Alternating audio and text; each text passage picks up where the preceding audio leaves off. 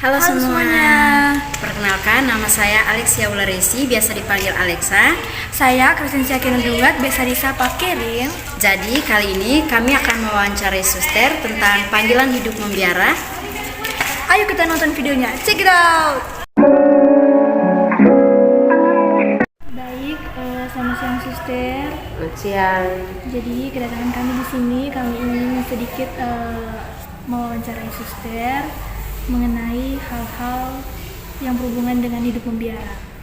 Jadi sebelum itu kami mau tanya dulu nih, suster sendiri namanya siapa dan sudah berapa lama hidup membiara? Saya nama Suster Maria Elfrida PRR, sudah 28 tahun hidup membiara. Oke, baik suster, kalau gitu kami lanjut untuk mewawancara suster. Langsung saja ke pertanyaan pertama. Oke, jadi pertanyaan yang pertama, hal dasar apa yang membuat Suster sehingga Suster memilih untuk hidup membiara?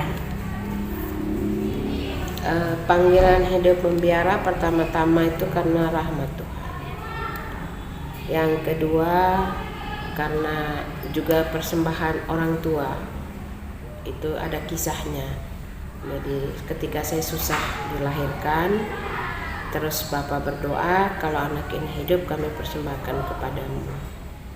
Jadi persembahan orang tua, tapi Bapak tidak pernah bercerita. Setelah saya sudah jadi suster, baru Bapak bercerita, sehingga saya juga bersyukur bahwa saya masuk karena bukan karena doa Bapak, janji Bapak pada Tuhan, tapi memang doa Bapak dari saya dalam kandungan belum lahir, sehingga akhirnya hal itu ada. Yang kedua karena doa orang tua yang terus menerus, dan juga karena masa kecil hidup di lingkaran orang biara, sehingga merasa terpanggil.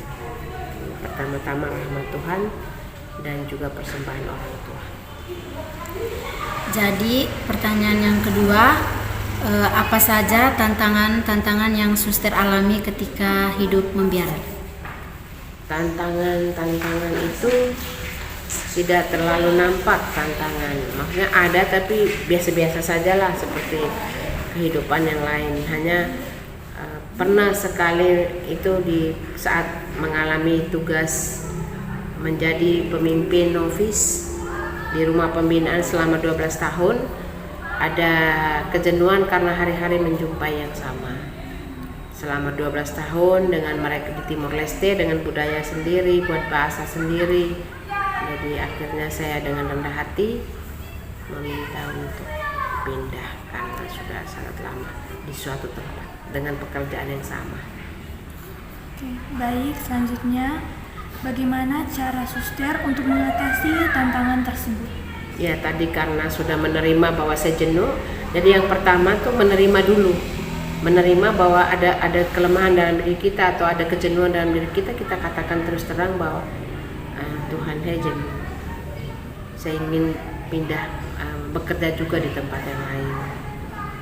Lalu menulis surat kepada pimpinan, selain menulis surat, menelpon juga, mengatakan terus terang bahwa bolehkah saya berpindah ke tempat tugas yang lain, kalau suatu waktu butuh lagi masuk ke tempat yang sama boleh. Dan akhirnya disetujui. Jadi semua itu sangat tergantung dari kita untuk menyelesaikan. Kalau punya persoalan harus jujur, terbuka, menerima apa yang menjadi persoalan kita dan terbuka pada pimpinan. Oke, baik, selanjutnya apa nih pesan suster untuk para anak-anak muda zaman sekarang yang mungkin mau bergabung ke dalam biara? Ya, di dunia modern yang serba wah, gereja masih membutuhkanmu. Gereja sangat membutuhkanmu untuk ambil bagian, menjadi penyalur kasih sayang. Jika tidak keberatan, berilah dirimu menjadi seorang misionaris. Karena bukan hanya di sini, tapi banyak belahan dunia yang lain, di bagian gereja yang lain sangat membutuhkan kehadiranmu dalam soal pewartaan, kesaksian hidup, cinta kasih. Jadi cinta kasihmu tidak hanya lingkupmu di ND atau di mana saja engkau berada, tapi di luar sangat butuh kesaksian hidupmu, kebaikan hatimu, pewartaan. Jadi bergabunglah menjadi misionaris. Oke, untuk pertanyaan terakhir, apa sih moto hidup suster? Kalau moto hidup, carilah dahulu kerajaan Allah, dan kebenarannya pasti yang lain ditambahkan. Baik, terima kasih dan sekian untuk waktu yang sudah diluangkan untuk kami. Terima kasih banyak suster. Itu Sama-sama saja. juga karena boleh mewawancarai sehingga mengingatkan kembali spirit atau semangat, menyemangati kembali lah istilahnya. Terima kasih. Terima kasih. Sekian wawancara kami, terima kasih. Dadah.